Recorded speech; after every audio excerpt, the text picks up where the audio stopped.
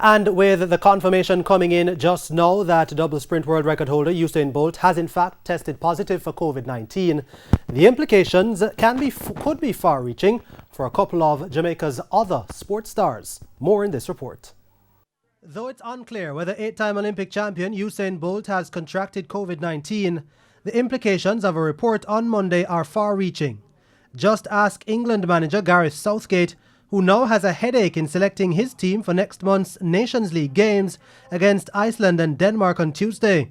This as Raheem Sterling's attendance at a surprise party put on for Bolt last Friday has raised concerns over whether his contact with the track and field superstar has put him in danger of contracting the virus.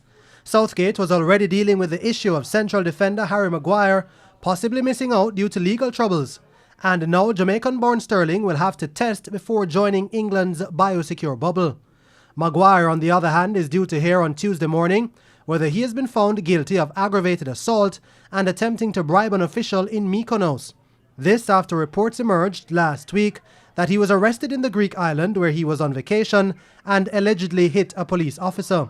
And another Jamaican star, footballer Leon Bailey, who was also in attendance at the event, will also likely need to self-isolate before rejoining his Bayer Leverkusen squad before the start of the German domestic football season.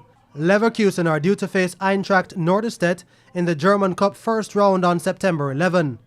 Portmore United coach Ricardo Bibi-Gardner was also in attendance at the event. But since there is still uncertainty over when the National Premier League season will begin, it's still unclear whether he and his team will suffer any ill effects of having possibly been exposed to the virus.